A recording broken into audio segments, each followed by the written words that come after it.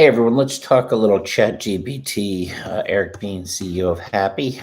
We started working with ChatGPT to build some microservices on top of the platform, add some of the neural language processing, add some of the functionality into our search, and a few surprises in there as well for some studio type stuff for creation and creatives to be able to go out and have some fun and advertising agencies to develop products and things like that. But ChatGPT 4 is coming. And what do we know about ChatGPT 4? Well, the CEO of OpenAI has come out and had a recent interview. The interview was published 5 days ago, which means that it was definitely a 2023 interview. So Sam Altman is the CEO of OpenAI. Kudos to you, Sam. You're doing a fine job.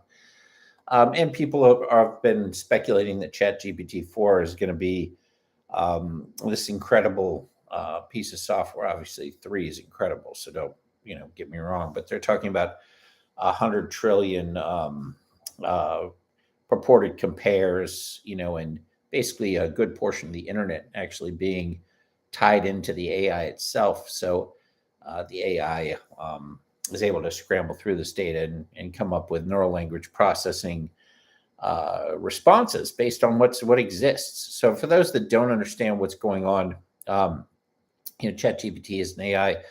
AI is a software that tends to learn on its own. Now it starts with programming, but it's a series of if-then. So as things sort of go into the parameters, it might learn certain responses or learn certain answers or self-improve to some degree. Well, ChatGPT is taking it to a whole different level. It can actually program what you tell it to do. So if you use text right now, text and tell it to, let's say, create a picture of Joe Biden as a wolf man, it'll create a picture of Joe Biden as a wolf man. If you give it additional instructions, next to the Statue of Liberty, it'll just continue to do what you tell it to do. Or as it did this week, it actually passed the medical bar, which is pretty amazing. I mean, you're talking about, doctors, 6 years of medical school, and ChatGPT answered a lot of the questions. A lot of the questions that are asked aren't so much rote memorization as they are situational. So it does require, a level of cognitive reasoning, and ChatGPT was able to cognitively reason its way through to pass and become a medical doctor in theory. Obviously, you're not going to credential it yet. So doctors out there, get your stuff together. Start AI is coming for you too, and quite frankly, that may not be a bad thing. Not for all doctors. There's some great ones out there.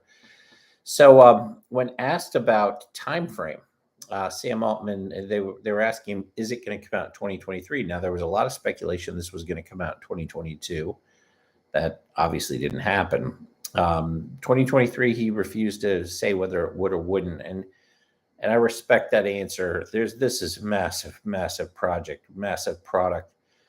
I'm sure they have to test, and they also have to have some ethical concerns as well, because something this powerful, you have to have some parameters on it. You don't want it to turn into the Terminator. You literally don't want it to turn into a Terminator, start taking over computers and realizing that it can get whatever it wants from us by shutting us down, or that human beings are fairly worthless and maybe we should eradicate them. And that is what a lot of AI has done in the past. If you have AIs, at some point they turn on each other and decide to eliminate, the other AI. So there's an element of logical violence of limited resources, limited time. Let me get rid of the competition and be the only dog in town, and that tends to be a logical conclusion. So as such, give Sam some time and let him work through those ethical issues. As far as what to expect from it, he did say that we're going to have one thing in particular. He said that the 100 trillion is, in his words, total bullshit. But he did say that there's going to be a multimodal functionality. Now, multimodal, right now, to interact with ChatGPT, you have to use text. And multimodal will allow you to actually use your voice. So You can give voice parameter instructions like you can to some degree with Siri and that other stuff.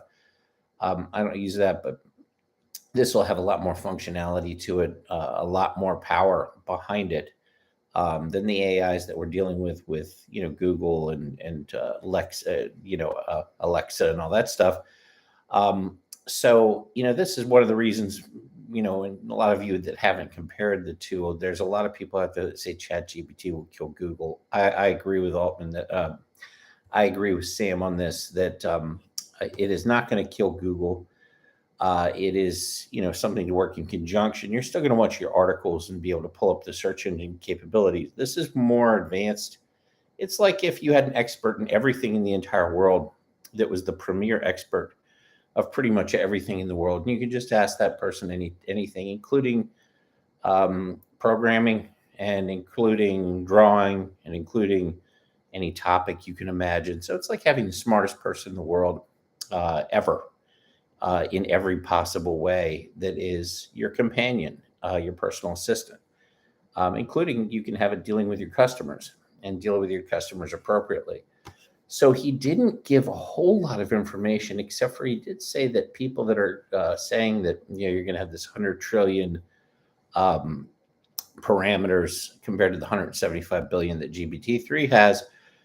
He did say that people are going to be disappointed. Now, I don't think that's true, but I think what he's trying to say is some of the things out of the web are overstated, and what they're doing is releasing multimodal next, and perhaps some other, perhaps some other improvements with how much it's actually able to handle, the ability to perform visual recognition tasks given different parameters, language improvements. All that stuff's huge. As this continues to evolve. You could have some real interesting applications pop up out of this, including being able to go through all your data and pull out exactly what you want, which is what we're looking to use it for. We're looking to use this in a search capability for your own personal database, and be able to say, hey, do you remember when I was writing some romantic stuff to my wife? And it will tell me the most romantic, pull a list of all the romantic stuff I've said to my wife, and it will, or the nicest things I've ever said to my wife, and it'll pull all those things together. Now, consequently, if you're in a legal case and your wife doesn't like you, it can say, hey, pull all the times that Eric was mean to me, and it'll pull all those together too, because it actually understands the tone of your voice as well.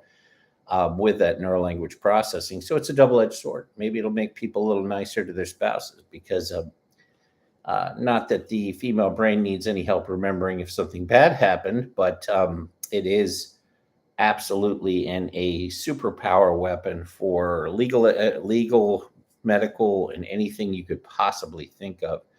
So look out for the multimodal. That's the only thing we've been confirmed that's on there. There's a lot of speculation other than that. People that claim that they know people that have worked on it and said that this is going to be deep learning way beyond what anybody's ever imagined, and everything in between. I'm going to go with what I like the way he's understating it. I like the way he's setting expectations properly. My biggest question is, how much of the integration work that we do on GPT-3 will carry over to GPT-4 through the API, or are we going to have to essentially reprogram our entire product? Yeah, I'd imagine that there's going to be some similar queries and similar, microservice things, unless we want to actually take advantage of some additional functionality. I would imagine that it's going to be somewhat close and shouldn't be a complete do-over, I hope, because it's always a pain in the butt to start over. But yeah, this is going to start taking human needs into account too. It's going to start empathizing. There's some concerns there as well. But as long as you're aware of what it is, we could be letting out the genie of the lamp in Pandora's box, and moral and ethical issues abound. But in the meantime, I guess everyone's going to have an opportunity to have the smartest person in the entire world as a best friend. and the best artists too, because you have something that's this powerful. Next thing you know, it's going to be able to create music and program and produce and do art and create games that you wanted to create. Really gonna make human beings smarter and more functional and more productive, and certainly more creative, even if they're not doing the art themselves of what they want to see, and what's funny and what isn't funny. I don't know if it's really going to pick up on funny or not yet. That's going to be real interesting when that happens. So ChatGPT 4 is coming. We don't know when. That's straight from the CEO. There was a lot of speculation. It was Q1 of this year. I'm not going to put my money on it. I'm probably going to say, if anything, it'll be Q4, just based on the size of this product, or sometime in 2024. In the meantime, I'm looking forward to it as much as I'm sure everybody watching this is, and I'll keep you posted if I hear anything differently. Everybody, have a great night. Be happy, and we'll do this again soon. Bye bye.